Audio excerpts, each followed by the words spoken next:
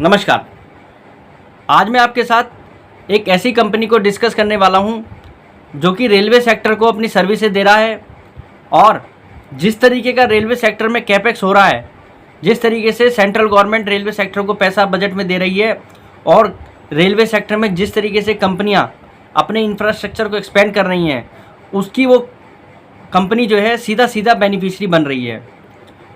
और कंपनी के फंडामेंटल्स भी मैं आपके साथ डिस्कस करूंगा, साथ ही साथ कंपनी के अंदर क्या मोनोपोली है वो भी आपको बताऊंगा, कंपनी के फिनेंशियल्स भी आपको बताऊंगा और फ्यूचर में कंपनी का शेयर किस प्राइस तक जा सकता है और कंपनी का टर्न अराउंड क्यों दिख रहा है यहाँ से कि जो इस बड़ी शेयर के अंदर तेज़ी आ सकती है। ये सब चीज़ें मैं आपके साथ इस वीडियो में डिस्कस करूँगा।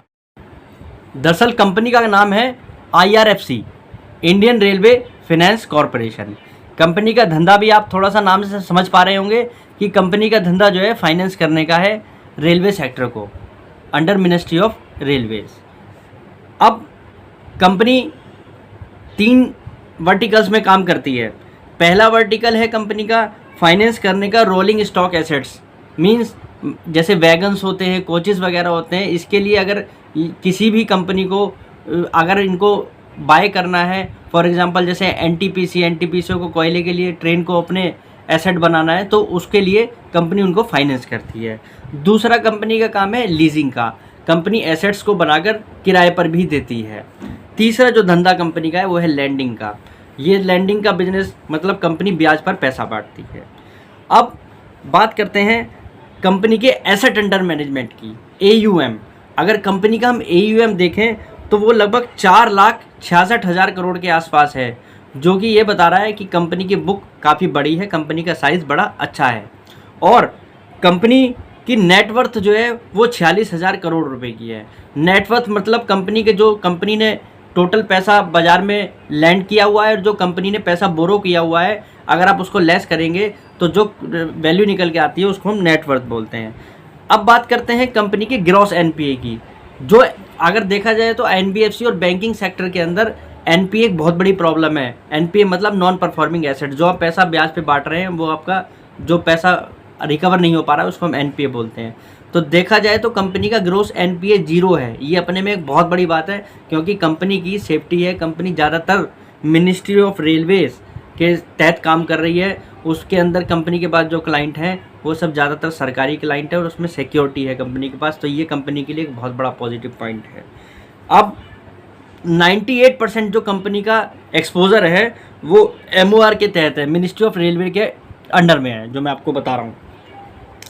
कंपनी का नेट इंटरेस्ट मार्जिन निम्स देखा जाए तो कंपनी का 1.42 है, वो भी काफ़ी हेल्दी है अगर देखा जाए तो, क्योंकि जिस तरीके का कंपनी का धंधा है उस हिसाब से 1.42 का मार्जिन बहुत अच्छा है।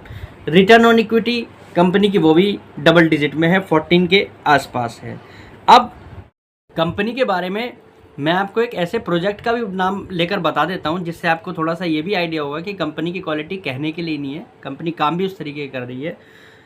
कंपनी ने जो है टर्म लोन करा है हरियाणा ऑर्बिटल रेल कॉरिडोर करके, ये प्रोजेक्ट है, ये railway line from Palwal to Sonipat.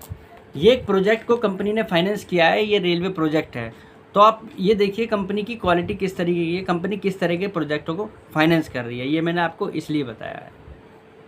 इस कंपनी के साथ ये भी पॉजिटिव बात है, कंपनी जो है RBI के जो नॉर्म्स हैं NBFC के लिए, उनमें से काफ़ी नॉर्म्स में एग्जेम्प्टेड है, मतलब कंपनी को उसके लिए छूट है, क्योंकि कंपनी का जिस तरीके का स्ट्रक्चर है वो इतना बढ़िया है कि RBI भी उससे फुल्ली सेटिस्फाइड है कि इस कंपनी को, इसलिए ज़्यादातर जो है कंपनी के ऊपर वो नॉर्म्स लागू नहीं होते। अब वो नॉर्म्स किस तरीके के हैं? Asset classification norms, provision norms, exposure norms कि आपने कितना लोन बांटा हुआ है। तो RBI को इस कंपनी को लेकर ऐसी कोई चिंता नहीं है, जो कि NBFC सेक्टर के अंदर आपको और कंपनियों में दिखाई देता है कि भाई RBI भी चिंतित रहता है उससे, इसलिए उनसे रेगुलर जो है डाटा मांगा जाता है। तो ये इस कंपनी के लिए एक बड़ी पॉजिटिव बात है। दूसरा, अगर आप देखें जो कंपनी पैसा बोरो करती है बाज़ार से, जो आगे उस पैसे को जो है लैंड करती है, वो पैसा कंपनी का ज़्यादातर एक तो बॉन्ड्स के जरिए आता है, लॉन्ग टर्म बॉन्ड्स है। तो कंपनी के पास ऐसा भी नहीं है कि पैसा जो है वो पैसे की लिक्विडिटी का इशू रहे, कंपनी के पास फंड भी बहुत है, और मिनिस्ट्री ऑफ रेलवे का नाम जब जुड़ता है तो उसके कारण कंपनी के पास फंड जो है बड़े बड़े इंस्टीट्यूट से भी आता है जो कंपनी को खूब पैसा लैंड करते हैं।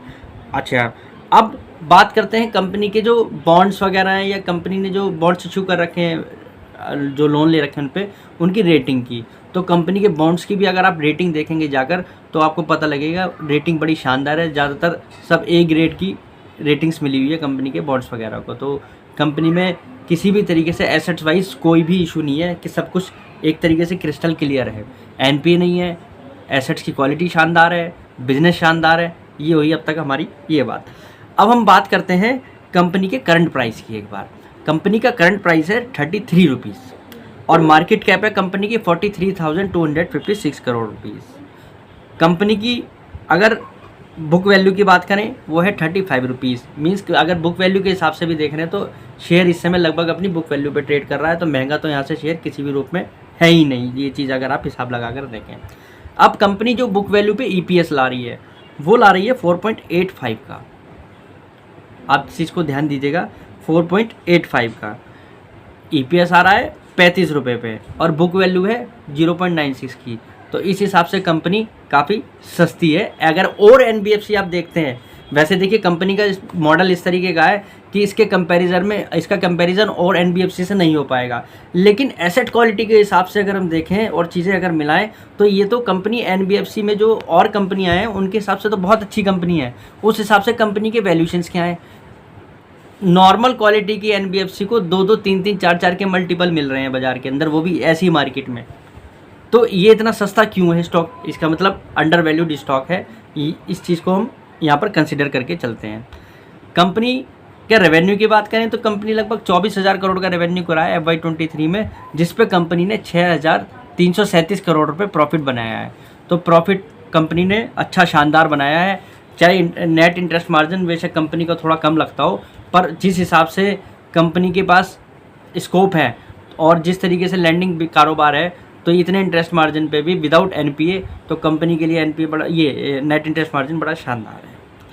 अब बात करते हैं कंपनी के शेयर में कब तेज़ी आ सकती है, थोड़ा सा इस बारे में भी समझते हैं जो है। देखिए होता क्या है कि अगर बुल मार्केट की स्टार्ट हो रही है तो बुल मार्केट को सबसे पहले एनबीएफसी लीड नहीं करेगा, क्योंकि एनबीएफसी सेक्टर जो है बैंकिंग सेक्टर के बाद कंसीडर करा जाता है। जनरली देखा जाए तो बैंक जो है एनबीएफसी को भी पैसा लैंड करते हैं कामकाज करने के लिए। इस केस में थोड़ा अलग है। अब बात करते हैं, अगर हम इस कंपनी के शेयर को बाय करते हैं, हमें इसके फंडामेंटल फाइनेंशियल समझ में आते हैं, बिजनेस धंधा पानी समझ में आता है, और अगर हम मूड बना रहे हैं शेयर को ख़रीदने का, तो ये शेयर का हमें सेलिंग प्राइस भी थोड़ा जानना होगा कि कहाँ तक कंपनी जा सकती है। फिर भी हमें डाटा को एनालाइज करके इस चीज़ को माइंड में रखना चाहिए।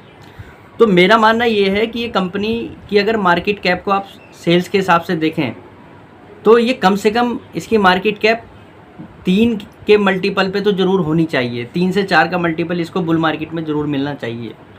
ऐसा मैं इसलिए कह रहा हूँ क्योंकि कंपनी का जिस हिसाब से रेगुलर रेवेन्यू में ग्रोथ है, जिस हिसाब से रेगुलर प्रॉफिट में ग्रोथ है और जिस हिसाब से कंपनी की एसेट वैल्यू है, अगर हम इन चीज़ों को कंसीडर करके और जिस तरीके से रेलवे सेक्टर में बूम है, अगर हम ये सारी चीज़ों को एक साथ एनालिसिस करके कंसीडर करें तो निश्चित रूप से ये शेयर जो है यहाँ से 3 या 4 के मल्टीपल पे ज़रूर होना चाहिए।